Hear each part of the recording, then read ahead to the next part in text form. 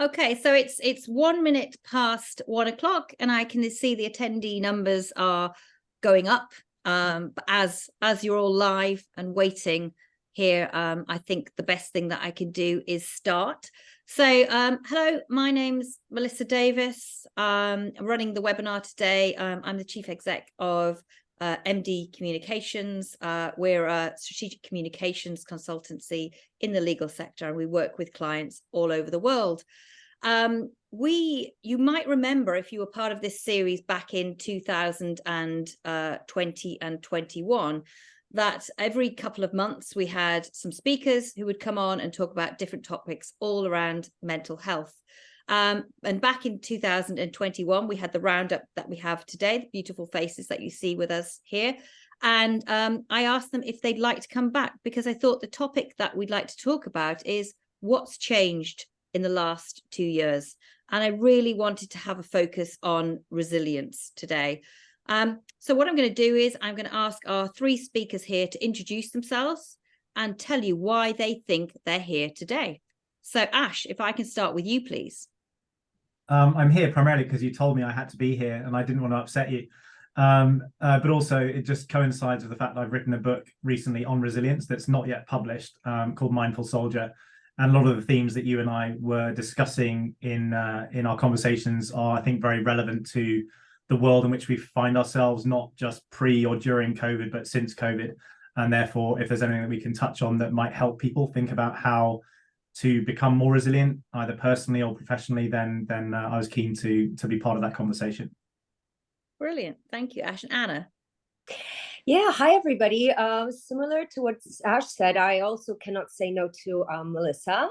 And I was very happy to come back and also see my good friends, Ash and Jeff. My name is Anna Dąbrowska, and I'm a corporate partner with the Polish law firm of, the Polish office of the law firm Theiss. But I am also the senior vice chair of the European Regional Forum of the International Bar Association, and specifically involved in working with the professional well-being working group that we set up 2.5, almost 3 years ago, after the IBA conducted a worldwide study on the state of mental well-being within the legal community. And the shocking outcome of that study was that not only was the well-being of lawyers unsurprisingly below average, it was actually of clinical concern. Those were the words that were used, clinical concern. So we decided to do something about it. We decided to start the conversation going and raise awareness in this regarding this topic. And that's why I'm here today. I'm here to see whether we have been succeeding. Brilliant. Thank you. Thank you, Anna. And Jeff? Hi, I'm Jeff Davis. I'm the Chief Legal Officer at Ontario Teachers, and so a lawyer. And I'm here. I'm really happy to be back with Melissa, Ash, and Anna. It's great to be speaking with you again about resilience. I'm here probably for a number of reasons. One, I was fortunate to be a beneficiary of Anna's work in the IBA, and am a commissioner of the IBA Mental Health and Wellbeing Commission that came out of the work that she's describing there to try to address these challenges within our profession.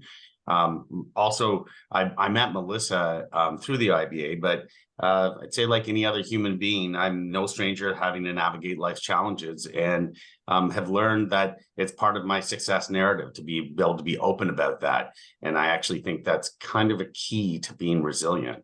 And so I think I'm here to talk about some of those ideas. Fantastic. Thank you, Jeff. And I think it was 2019 that we met in Korea at the IBA there. And I remember you were on a panel, and very much, it was obviously this before COVID as well, but I think it was, you were billed as a speaker that talked about vulnerability. And I just remember the audience was absolutely in awe. You couldn't hear a pin drop, because they wanted somebody, and particularly a man, to talk about vulnerability, to talk about emotions. And it was so new back then. And I think then what happened with COVID is it pushed a lot of people online, So because people were online, I think they felt in a vacuum. They felt safer. They felt safer to talk about feelings. So I guess something that I'd like to explore during this hour is actually, has that remained the same? And our leaders particularly, are they still open and talking about vulnerability and encouraging vulnerability? Or is it something that's gone back to business as usual? COVID's over. The way that we had to work then, the way that we had to be then is gone. So I think I'd like to bring that up later, if that's okay with you. So Ash, I think everybody, if you ask people about resilience and you say, what is resilience? And I think, and obviously we'll come to the rest of the panel, I think everybody has a different answer to that. Obviously, you've now written a book, which we're hoping will be published hopefully next year. But so tell us about it. Tell us, what's your take on resilience? Well, as you correctly state, that resilience is a personal thing, and it can mean very different things to different people. Now, I'm not an academic, so there's probably a very clever academically agreed definition of resilience. But for me, I've always considered it to be one's ability to adapt and learn in the face of adversity. And the three key words in my definition of that, of resilience in that context, is adapt, learn, and adversity. And I've been fortunate or unfortunate to experience trauma and challenge in a number of facets of my life, as a child, as an adult professional, in sports, and all sorts of other things. I'm a wounded veteran, been shot multiple times and blown up, and got sort of long-term physical, I guess, injuries from that service. So resilience is, for me, both mental and physical.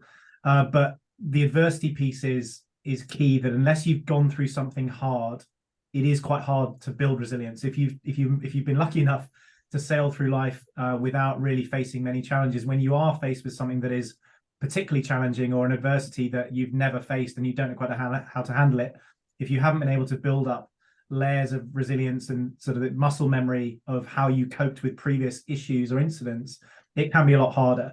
But because we live in a complex world, inherently everything we are now doing privately, professionally, etc., is complex, and therefore by definition inherently unpredictable. We will never have all the answers, so we all have to be adaptable. Adaptability is fundamentally key to everything we do in life. And I think I've gone on a journey myself, again personally and professionally, that we do as humans tend to default to see risk and threat when we don't have all the answers. So in complex things, or in complex situations where you look ahead and the answer is not clear, the path is not clear, it's opaque at best and pretty scary and dark, in the worst case, actually trying to change your mindset or find ways to think of that space actually as opportunity can be really helpful in allowing you to realize that there will probably be a way through, and actually you have quite a lot of freedom to navigate that path if the rules or the answers are not clear. But for me, going back, it's adaptation and learning, and constantly learning. That's how you build resilience. Ideally it doesn't break you, and if you can build on it, then we can all get much more resilient. And COVID is probably the thing it is the thing the world had to face. None of us expected that to happen. Everybody should be a little bit more resilient, if not a lot more resilient, as a result of having come through the COVID situation than we were before. So we need to bank that experience and build on it in the future. And in your book, obviously, you talk about, you've got lots of different chapters. Some of them related to work, some of them related to personal. But are there a couple that you feel comfortable talking about and what they were and how you drew on the resilience? Yeah, there was some. One of the early chapters is on childhood trauma, and I grew up in a pretty volatile family dynamic, let's say, with a manic depressive alcoholic parent. And that was quite challenging as a small child, unable to really understand or process what was going on around you. And although clearly when I was a child, it was many years ago, and there wasn't really a conversation about mental health, and I would not have even known who to go to really to say, even if I was struggling with how to deal with the things that I was facing at home, my coping mechanisms were just to try and avoid going home. Quite honestly, I would try and see if I could stay with friends every time the school holidays happened. Which wasn't necessarily sustainable, but it allowed me to cope, I suppose. What I've learned in writing the book and talking to a dear friend who's a neuropsychologist is all about the cumulative nature of trauma and stress and all the things that make one resilient when you can get through them. And so I've learnt or been able to unpick more recently, and do so in the book quite a lot, about those things that were very stressful and upsetting as a child actually were quite useful foundations actually for the rest of my life, and perhaps have allowed me to be far more able to cope with even more difficult or unpleasant or extreme trauma, you know, being shot or seeing people killed in front of me, than had I never gone through some of those things. So not that I would wish any of my experiences on anyone else. For me, actually building over years the ability to know I can get past the thing that I'm dealing with in the moment has been very helpful. So what I'm hearing is that obviously we all go through different traumas from birth to where we are, and a lot of that is actually is kept inside of us, and it's triggered by lots of different things. But trying to look at it from a positive point of view is actually being able to draw on the strengths that you had there and the techniques that you might have used for resilience, to know that you could come through something, and perhaps it's triggered again with something completely different, and it's almost drawing on the strengths you had there. And Anna, perhaps you could talk, what do you think resilience is? Yeah, Melissa, I mean, I'm at awe whenever I listen to what Ash has to say, because it's just such an amazing story. And thanks so much for sharing with us, Ash. You know, I've never been shot or blown up or anything, and it's just I cannot imagine how difficult that must be. You know, being interested in well-being issues, I always tend to feel that you know, I'm one of those people who are curious and looking out for any ways that I can make myself you know, feel better, be better. And you know, I think that it's not only surviving and not only pulling through, not only, you know, pushing forward, but also being happy with where you are, with who you are. That is what helps you build that resilience as well. And sometimes it's amazing, because even though I feel that I am aware, even though I think that my, you know, ability to find ways to increase my well-being in any way possible, you know, sometimes it's just to, you know, sleep in, sometimes it's to go to yoga and things like that, you know, even that sometimes may not be enough. I had a really difficult year last year, for example. I was changing jobs. So that was a very stressful situation. Not only that, I was changing jobs after 26 years in my previous job. So that sort of added on to the stress. My mom got diagnosed with a serious illness. I was going through a very frustrating, difficult relationship. So, you know, things were sort of piling on, and I didn't really even realize that I wasn't doing very well until my mom got me to take my dad to a neurologist. And because she couldn't go because she was having her own issues, and we decided that, you know, somebody had to go with him so that he wouldn't feel that we were, you know, ganging up on him and telling him there was something wrong with him. So we sort of did it as a father-daughter thing, just to see whether we're doing well. And I even remember telling my friend that morning, you know, you'll see, you know, he will be fine. And the neurologist will say that there's something wrong with me. Well, we shouldn't say that there's something wrong. But the thing is that, yeah, my dad turned out to be absolutely fine, a very healthy 73-year-old guy. And the neurologist looked at me and said, you know, what's wrong? I mean, what's wrong with you? Are you going through something? And, you know, I realized then that, yes, my goodness, I am going through things and I need help. And I got, you know, I got these pills from him. I was always the one said, no, God, no, I can do this myself. I don't need any, you know, medication. But I got it. It helped me. It really made me feel strong. It almost made me feel like, you know, my brain sort of turned into this muscle, and it made me happy and maybe able to you know, to cope with everyday things. So in my case, what I'm trying to say is that, you know, looking is fine, being curious is fine. You need to have an open mind and try to reach out to get that help wherever it's coming from. Yeah, I think that's very important. Yeah, thank you. And thank you for sharing that, Anna. And I think what we're hearing there is, you know, it's around resilience is one thing, but sometimes you might need to look outside of yourself for that resilience. Absolutely. You might need to get extra support, whether that's speaking to somebody, whether it's extra medication or anything like that. So it's actually almost being able to have those honest conversations, and that's part of resilience journey. Isn't just keeping going. It's almost, yes, it's seeking help outside. Yeah. Something in that you taking your dad, perhaps you knew subconsciously that was a way to get help. Exactly. I mean, we should not be afraid or embarrassed of being vulnerable or admitting, in front of, I don't know how many people are listening to us, that, you are allowed to have a bad time, and you are allowed to feel bad. It's okay. Don't think that, because we are living in this society that promotes happiness, that you should be toxic positive. No, it's okay to feel bad sometimes. It's okay to think that your teammates are, I don't know, rubbish one day, but then, try to find a solution, try to go out of that, work on it, slowly. It doesn't have to be, you don't have to force yourself, but it's as Ash said, it's a long, difficult process. It's, a lot of work goes into it.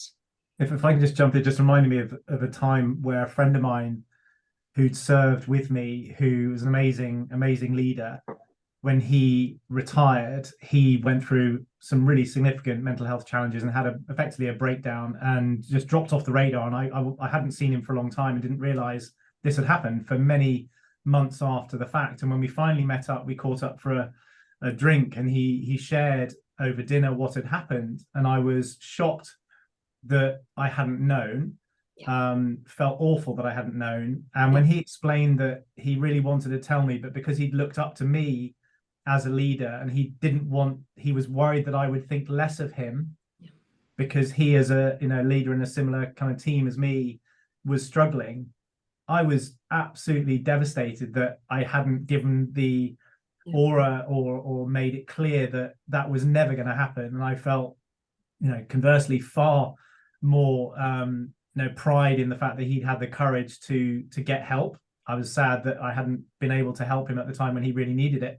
But the fact he got help and then felt able to share, and that really changed the way I think and behave now with people who may be struggling, and live by a mantra now that if in doubt, reach out.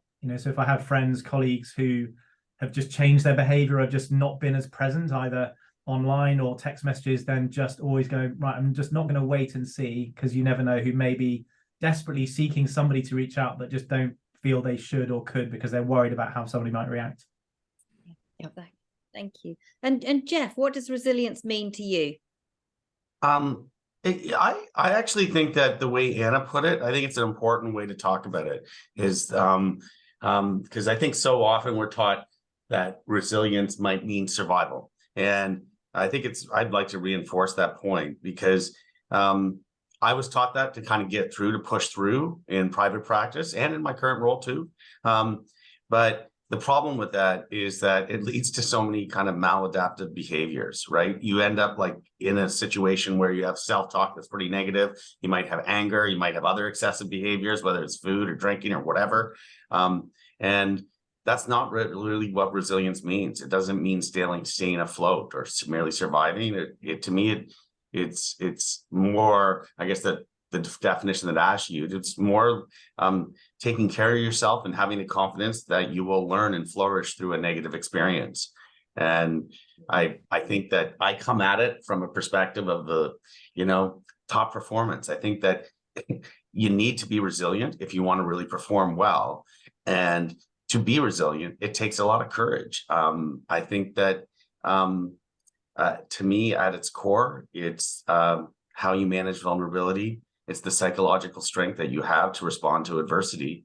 And it takes all that kind of emotional stuff and requires you to access that and be able to kind of navigate that rather than just push it all away. And obviously, Jeff, now that obviously you're in-house GC, you're a buyer of legal services, and you're working with law firms every single day. And there are some that you enjoy working with. I've been on panels with you where you've talked about law firms that you've had to fire because of cultural problems. But if you dig into culture, and you dig into a part of it being resilience, and part of it being that actually it's promoted, and I liked a word that Anna used, which was toxic positive, which is, my take on what toxic positive is that, it's the person who on the veneer is that everything's great and it's fantastic and happy, but actually beneath the surface there's quite a lot of toxicity. So when you're working with law firms, sort of how do you approach resilience with them? They must be working long hours with you, and having to deliver on deadlines. I think that from the perspective of how I work with them and their cultures, I think you want to pay attention to kind of what you can pick up from a law firm and its culture.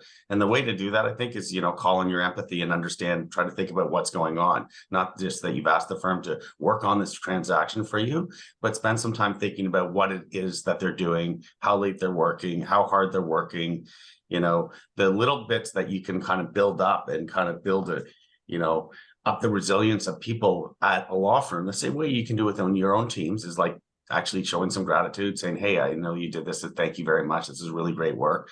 Finding the moments to do that, not just to this most senior partner, but to more junior associate on the file. I think that pays a lot of dividends, and it kind of helps build up their confidence. And also, frankly, it's good for yourself to kind of show that gratitude.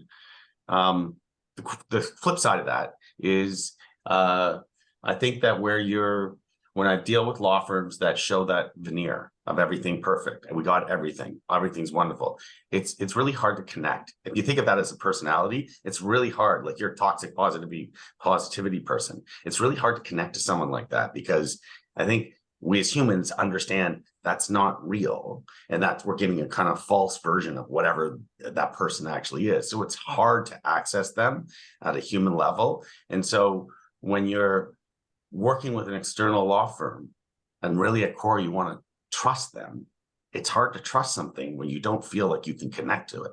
Mm-hmm. And so I don't know if that makes sense, but I think that it's those firms who are a little more open and engaging and show more of their personality and their individuals' personalities. I think that leads to better client relationships. Yeah, and I guess it's all about connection, isn't it? And then one of the aspects of your book, Ash, is around kindness, empathy, and the power of community. And I guess, though, it's, how do you put, if for a law firm, I mean, how do you put that into a handbook that you need to be kind, you need to show empathy, and there needs to be a power of community? Sitting on the outside, but obviously having written the book that you have, how would you suggest that law firms do that and increase that? Well, it all comes back to culture, doesn't it, really? That what is the kind of place you want to create? And this starts at the very top, that maybe overused phrase, the famous phrase of culture eats strategy for lunch. You can have the most effective, brilliantly written strategy, and the company should do brilliantly well. But if you don't have a positive, supportive culture, and there's toxicity that exists there, particularly, and I've seen this a lot in legal and in financial services, where you might have some rainmakers who are the biggest billing partner, or not necessarily partners, but the biggest billing employees, and that is applauded and lauded as being the metric by which many people are judged. But they're pretty toxic and pretty unpleasant to work with, and those around them don't like being in their team, but because they've been picked or they have to be on certain deals, they have to do it. It's recognizing that there is a balance to be struck. And as a leader, if you walk past that toxicity, then you are part of the problem. So it requires the leadership to be connected to the organization, which has many benefits that Jeff alluded to, at least a few of them. And I've worked in a business in the past where there were 25,000 people globally, and the senior leader in charge of all of it would take time every week to go and meet a different team or a different part of the business and spend time, and not speaking to the leaders of that different bit of the business, but going to the most junior people and saying, you're newest here, tell me what you think we should do differently. I want to hear what you with fresh eyes are coming in and hearing. And then he would report back on the next big company call or organizational call, and said, I was with Amanda in Bangalore, and she had a brilliant idea of something or other which I'd never thought of. And then, to the point of Jeff saying, telling someone they've done a great job, actually saying, I'd like to thank Amanda for having an idea that I just not considered because of my perspective and my background and experience is different from hers, clearly. And then that can build this kind of collective feeling that you can influence. And there's nothing worse than an employee base that feels disengaged or unable to change things, right?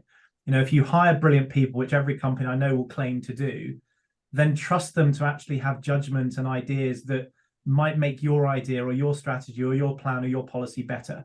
So I know it's a very long-winded way of answering your question about how can you encapsulate this in a company handbook. But I think things like kindness, empathy are things that you can absolutely write down. And so we want to create a culture that is supportive, not just within your team, but across the teams, because it's less about your team now. I know that your team may be billing huge hours and that's good for the company, but actually we want a collective success rate where the entire firm is moving in the right direction to be a global leader or a positive way of changing things for the better. And therefore, as a leader, shining a light on those people who are behaving or showing the behaviors and culture that you want the company to be, the toxic rainmaker will get quite irritated quite quickly that the metric by which they've assumed they will always be judged is no longer the thing that's getting the tummy rubbed or the pat on the head from the senior partner. So I think there are actually very easy ways to make this change quite quickly, because culture is fundamentally so important. And just finally, we may come back to it, but in terms of kindness, this is not just kindness to others, but given the fact we're all going through something and we can't possibly know everything that people are dealing with in their lives personally. Anna shared some very personal things about her parents and herself. You can't necessarily know those, even if you're a brilliant boss who makes time and is trusted for people to share stuff with. We're all just very busy people. So it's also being kind to yourself, giving yourself the occasional moment to say it's okay to either not have a plan, not know quite what to do, or just need a bit of time out to think about how I'm going to cope with the next thing. So it goes both ways, each other and ourselves.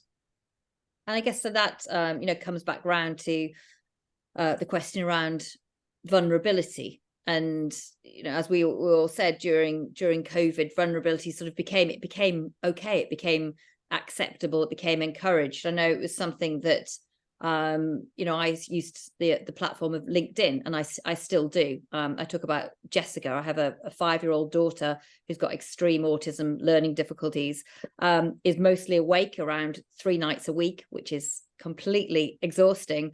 And also, if I look at the shift from 2020, when Jessica was really only about 2, to now where she's 5, the challenges actually, at some point, everybody tells me that when you have a special needs child, at some point it gets easier.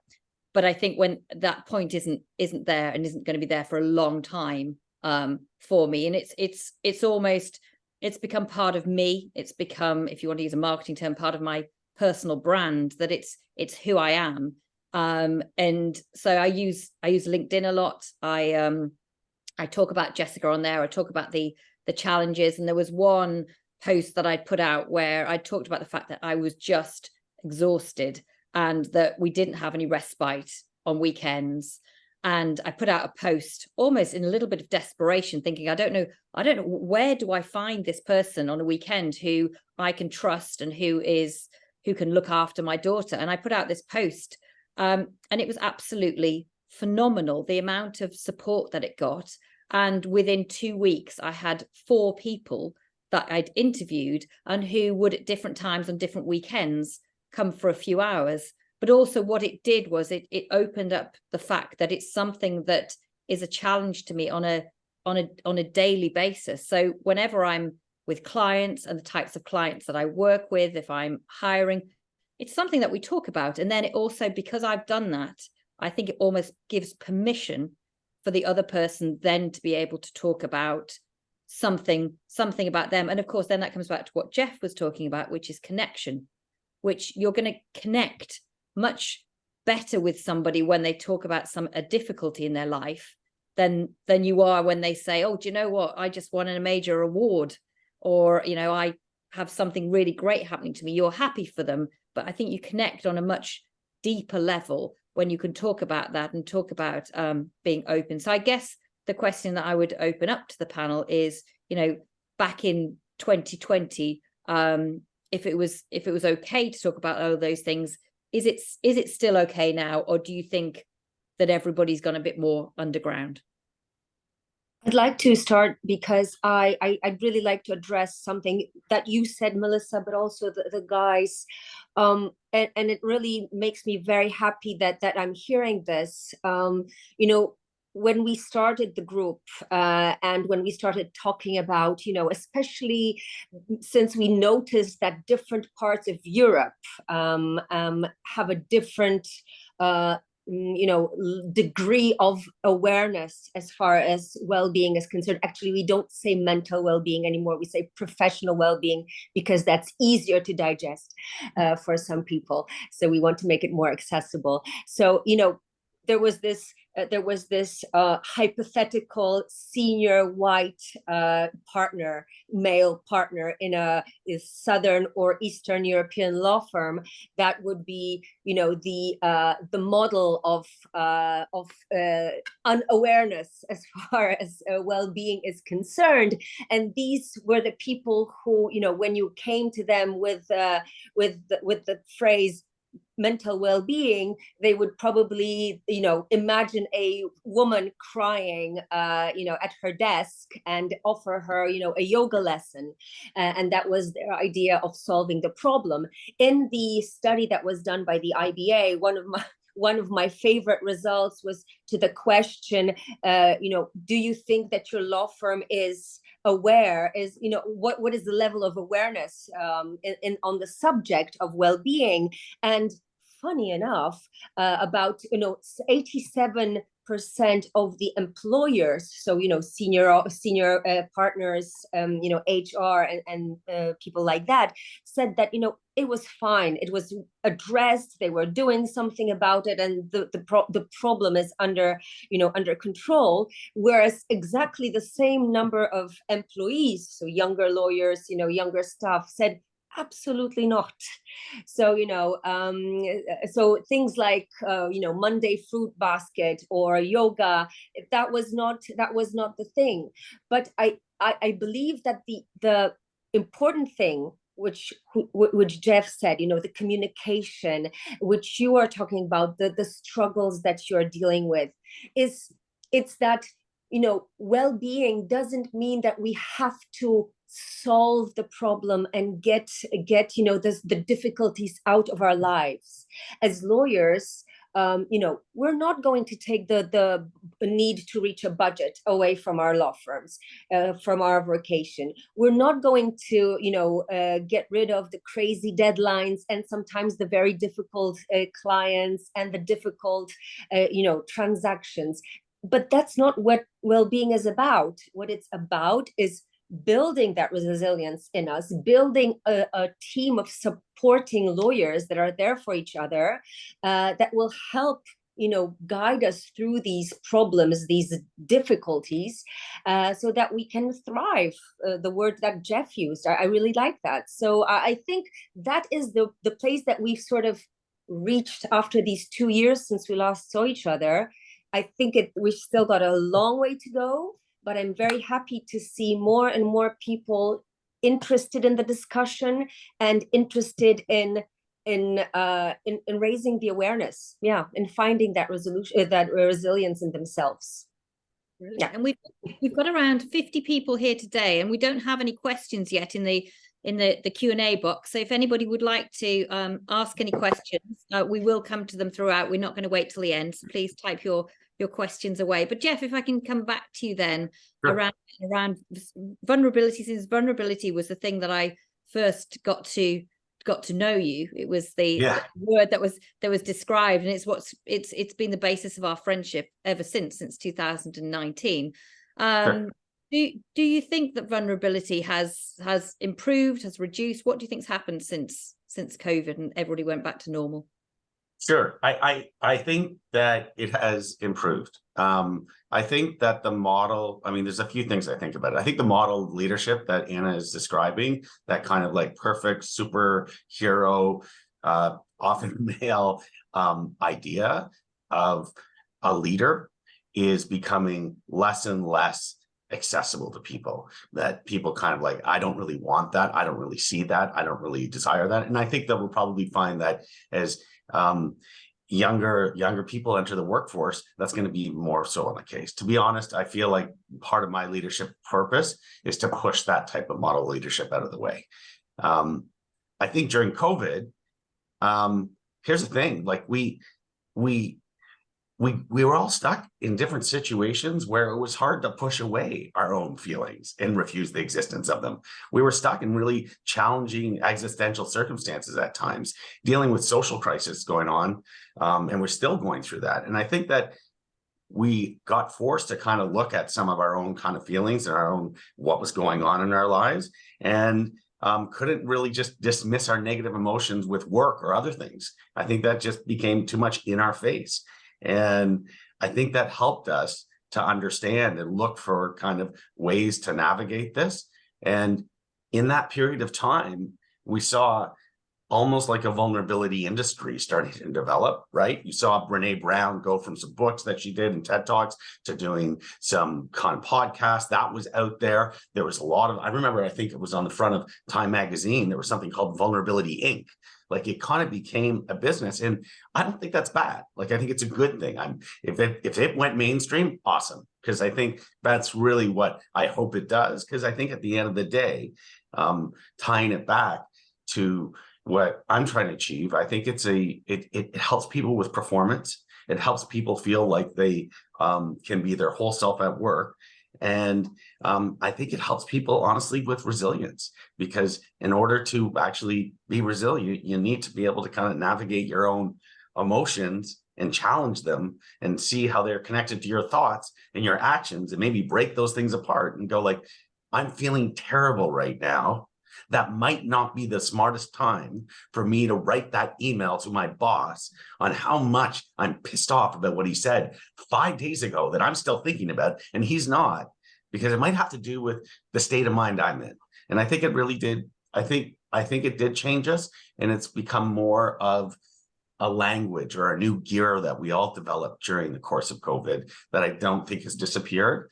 And I think that momentum is still going. You see more leaders. They say the thing that they're looking for most in CEOs hiring right now is empathy. I think that that's part of this movement. And I honestly think that the idea of this perfect superhuman CEO is had its day. Well, I'm very, very happy to hear that. So we have a question here from the audience. We've got a couple of questions. First one is, how would the panel advise viewers how to deal with people who fail to appreciate vulnerability?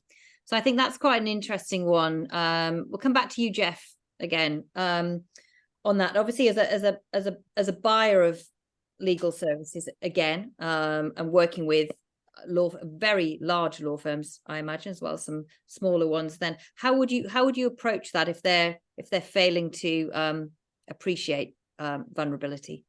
I think when you're trying to kind of work with people, you got to work with them in the place that they are. And some people, this type of concept will be very foreign, and you don't need to kind of convert people or persuade people. I almost have this perspective, like sometimes I have to accept that people are doing the best that they can.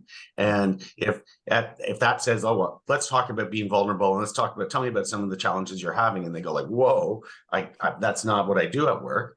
I don't think you double down and go like, that's what you do at work. I think what you do, especially if you're a leader, is you demonstrate and role model, and that you do be vulnerable rather than say, you should be vulnerable. You demonstrate that, you be open about that, and hopefully that encourages other people and to be a little more open in the workplace. And generally, that's how movements are created. And I found that approach works. I think just forcing someone and saying like, okay, we're having vulnerability talk now. Tell me about all your deepest, darkest secrets. That's probably not a good way. No, exactly. And I think that's, when we're talking to people about their LinkedIn strategies, And you will have some people say, I am not going to talk about my personal things. I'm not going to talk about anything like that. I don't want to do that. And that's fine. And I think it's almost that acceptance, isn't it? That we don't all have to be that way. And if it doesn't feel comfortable, but it's as you say, it's leading. And then actually, if people see that you do it, if there is a time where they want to talk to you about something, or they want to be able to say, hands up, I'm struggling, it's more comfortable than them actually having to just continue. Yeah, I'll just say one thing about this, because I had one very, very, very senior executive who came at it that way and said, I don't know how to do this because I don't want to tell them my deep, dark secrets. I don't want to tell my feelings. I don't want to do that. Like, how am I supposed to be vulnerable? And when people are saying that I should be, and I said, you could say that. You could just say that you have a challenge with this stuff. Yeah. That itself, I think, is doing that kind of work. I think people can connect to that idea. And you don't need to kind of reveal all of yourself. You could say, like, I have a hard time with this because this is not how I grew up. This is not normal for me, and it is hard. I think that is being vulnerable. Exactly. And Anna? No, I just wanted to say that, communication, once again, communication, because you can be also on the other side of this. I mean, for example, you can be vulnerable, but you can, be faced with a person who, I don't know, in extreme example, ridicules your what you're saying, or is not being kind.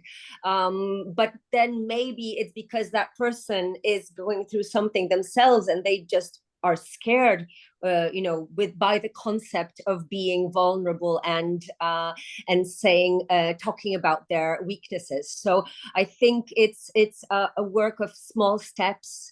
Of course, at some point, if you're not getting a positive feedback or a positive, reaction, you might need to ask yourself whether that's the group you want to work with, right?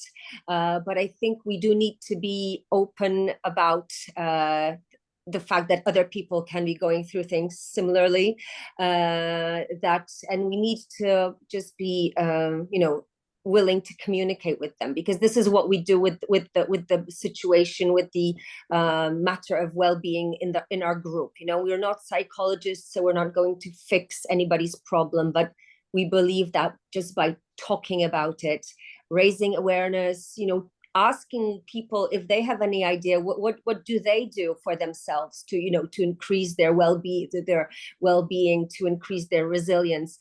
That's how we will create these groups that will be able to thrive. Yeah. Mm-hmm. And we have another question here, which is I'm going to come to you, Ash, which is actually around generations. And somebody has asked and said, are there any generational differences and expectations when it comes to resilience and empathy? The question is specifically around law firms and asking about younger lawyers and what they can learn from older team members and vice versa. But from all the coaching that you do, and from your own path, from childhood to adult, is there anything in there that you think the younger generations could learn from the older generations, and vice versa? Yeah, I think it's almost vice versa. I think in terms of expectation, the younger generations expect more of their senior leaders who are more experienced to be able to be more engaged, more empathetic, and provide guidance to the younger generations who I think have it harder in some ways. The complexity of the life of a junior employee now is very different from when I joined, the professional life, as it were. I'll just come back quickly, though, to the concept of vulnerability, because I think it's an important point that, like the definition for resilience, different people have very different views about what it means to be vulnerable. And for some, and I saw this in COVID, when I was meeting new clients or prospective clients, some would refuse or be very reluctant to even turn on their webcams for conversations, because for them, even if they see my house, then if my kid comes up or there's washing in the background, then that is part of my armor is now missing, and I am more vulnerable because I can't present the professional suited boardroom me. And I would encourage everybody, we are human. Actually, you showing that your real life is going on around you, you're behaving professionally, we're having a professional conversation, but the world in which we found ourselves then, we're all facing the same thing. So I think how we think about vulnerability can be as simple as just saying, I don't know, as a senior executive. You may have oodles of years of experience as a senior partner in a law firm, but there will be things that you may not have come across, or you don't naturally or easily have an answer. So if you're asked by a younger employee, back to my earlier point earlier on in the podcast or the webinar, if someone says, "What do you think?" it's okay to say, if you genuinely don't know, "I don't know," but then make it a learning opportunity for you as much as them, and say, "What do you think? What would you do?" And actually tease out from the younger member what they might think as an idea, because the chances are, if they're asking you a question, it's because they have thought about it and therefore might have an interesting answer that you could incorporate. And then that very fact of having that conversation, it's all about connecting. I think the summary of, for me, in vulnerability and empathy, which helps obviously wrapped up around with resilience, is about connecting. You know, if there is a generational difference between older and younger, or more experienced and less experienced, it's finding ways to connect across the business. And then you become a peer support network, regardless of your role, your position. And when I work with companies and have maybe 20 execs from across the world come for a session for a week, I will absolutely refuse to let people who normally work together, who know each other, to sit together. Because how will they increase their understanding of the challenges, the pressures that are facing the legal department when they're working in the creative bit of a video games studio? You know, making people who are from opposite ends of the business portfolio actually be forced to sit and listen and connect with people, hear their challenges, their vulnerabilities, their stresses and their weaknesses. And then when there is another challenge, you've created a natural peer support network where there's connective tissue and trust ultimately that has been built up. So all of this comes back to trust as well. So vulnerability doesn't mean that you're going to come to the other side. I'm open to be vulnerable. I'm the boss. I'm going to sit at my desk with a box of Kleenex and cry because that shows that I'm, you know, my emotions are close to the surface. This is about just being a little bit more open to hearing what might be stressing or challenging you or your people, and being able to talk about it.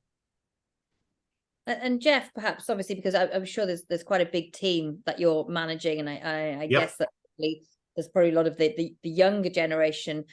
Do you feel that they're able to, I guess, learn from you and the way that you are, and the way that you are as a leader and a manager, that it makes things more open? I guess, is that a way to foster resilience within teams? Is to lead by example, by what you've been doing? I think if you really so the hacks for developing resilience within teams, in particular younger generation, I think are a combination of talking about, you know, how your tone is from the top. So it would be being more vulnerable, like saying, "I'm not perfect, I don't know." I definitely think that I agree with Ash. I think it does not mean having a boundary-less kind of approach to your personality in the workplace and just like making it all about yourself, talking about your emotions all the time. I don't think it means that. But I think that having that tone is one. I do think being very intentional to talking about some of the ideas behind this, why it is the case. Like, why is it that it takes emotional curiosity to build resilience? What does that mean? And talking about, you know, how sometimes when we're in a hard time, we tell ourselves stories that are much more severe than actually what's going on. And kind of talking through that and explaining how maybe talk to someone else and challenge your own storytelling. That's that type of thing. And then the third thing is like real, just little tips and tricks that you use yourself, whether it's running, meditating, working, like food, whatever it is, seeing a therapist, medication, those types of things as being kind of the tools to help navigate challenging times that humans all go through. I think those would be my kind of three ways that I would try to really hack and navigate that and try to develop that in my teams. And Anna, do you have a lot more juniors in your teams that you support and work with? Yes, definitely. I was just going to add, I mean, this is all great stuff and absolutely true. I'm just smiling because we have to realize that, again, it's hard work and it sometimes takes a lot of time.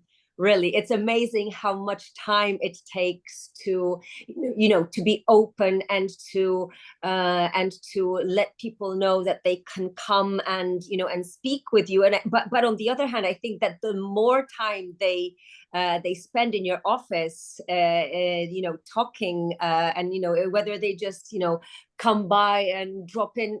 They don't have to be talking about their problems. They don't have to be talking about something significant that's happening in their life. But even if they come and tell you that, they just bought an apartment, or they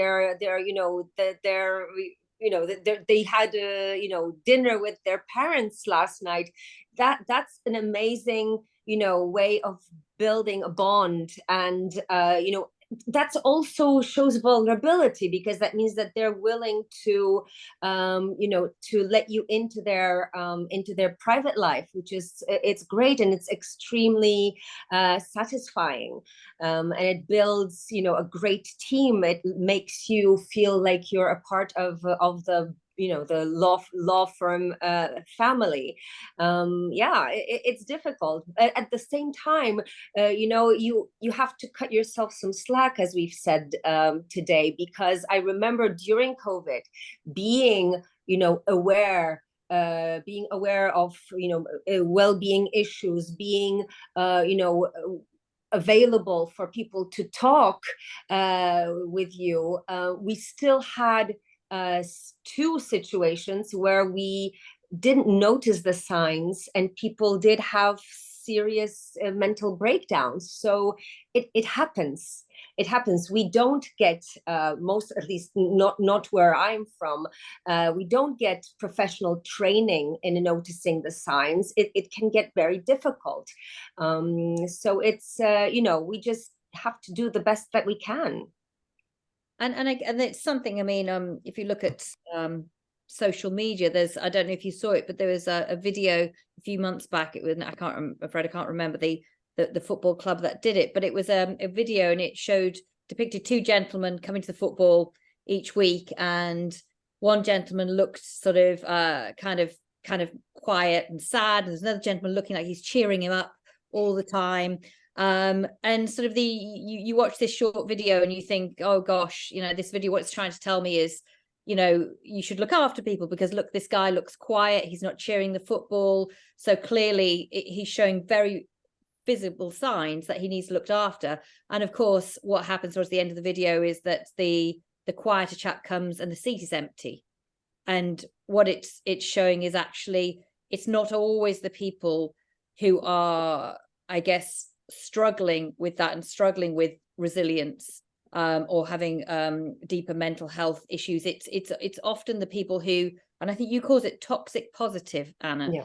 And I keep going back to that it's almost a, don't wait until somebody, it's almost just check in on people all the time, but also just have those natural behaviors as a leader that almost you can't poke people and say, come on, tell me how you're feeling, really tell me how you're feeling, but really how you're feeling, because people are going to be like, just leave me alone, I want to go and work somewhere else.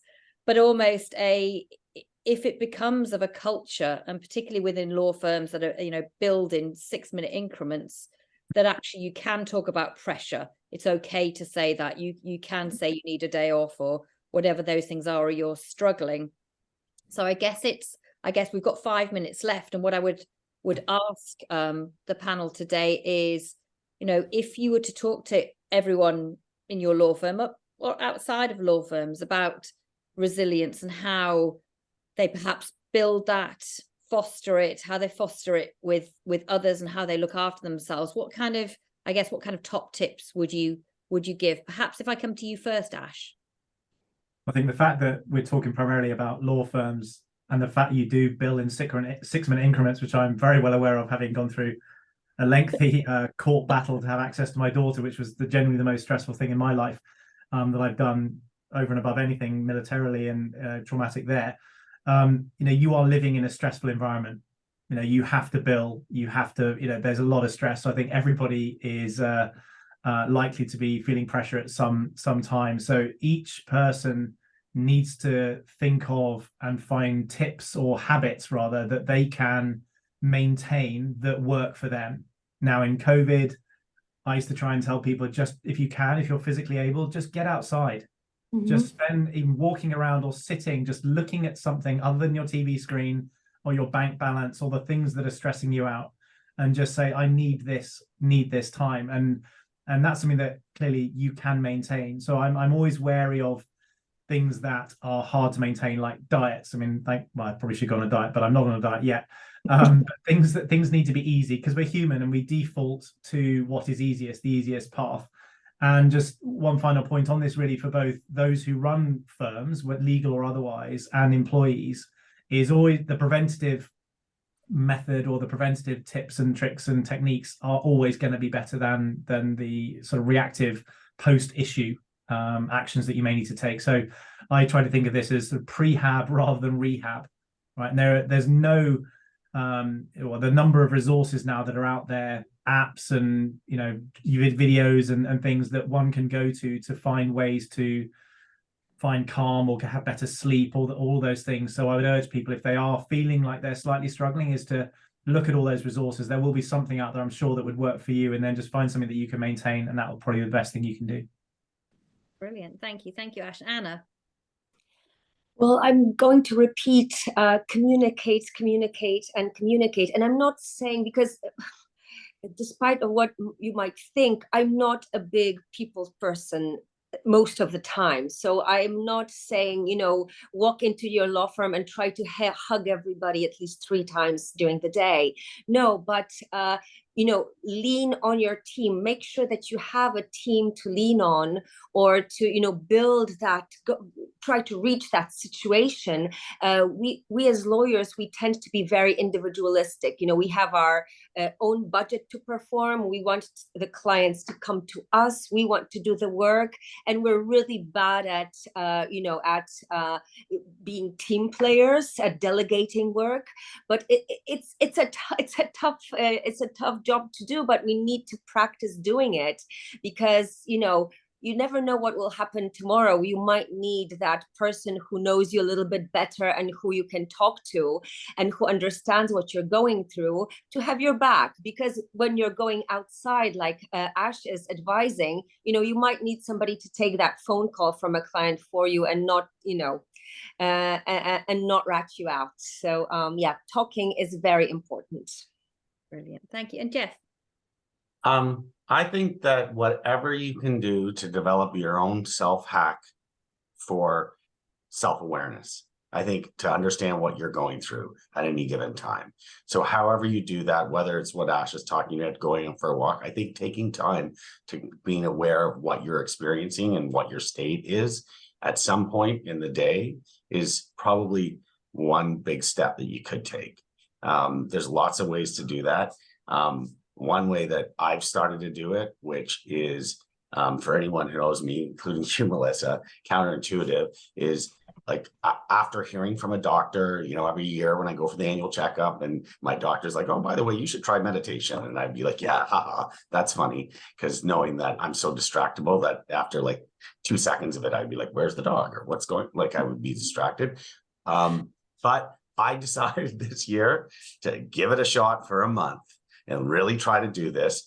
And it's been amazingly powerful, which is really strange for me to even say that, because just to think about me saying that a year ago. But I'd say that the amount of self-awareness that I have on what I'm experiencing, or whatever is kind of driving my thoughts and the feelings that are driving them, has gone way up. And I find it's just a helpful tool to have to kind of not get trapped in a situation, in a conversation, in some kind of story, and make it into something bigger. I'd say that's probably one of my critical hacks. It's worked for me, and my doctor is a heart doctor. He's not like, he's your traditional 70-year-old doctor.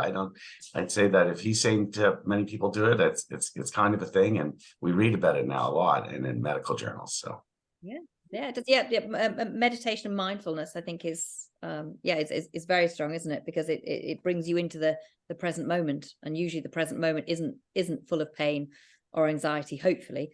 And I think just to finish off, and I think for me, the advice that I would give around resilience, and something that's helped me hugely, particularly in the last 2 years, is around community. And the legal sector, if you'll allow it, and if you'll open yourself up to it, is a fantastic community. So Anna and Jeff, for example, have become very dear friends of mine through the community of the IBA.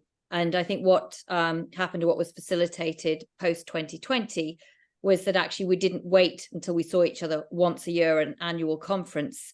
We've got WhatsApp groups, there's all sorts of different ways. So that community for me has been hugely empowering, hugely powerful, has made me feel part of something. And then that purpose piece of knowing why I'm here and what I'm doing allows me to do a lot more of that. So that would certainly be mine. But you've all been absolutely fantastic. We're out of time. I could talk to you all for the whole day. And Ash, I could certainly ask you lots more questions about your book. But as your book, I think we've got 12 months. It might be 12 months before your book comes out.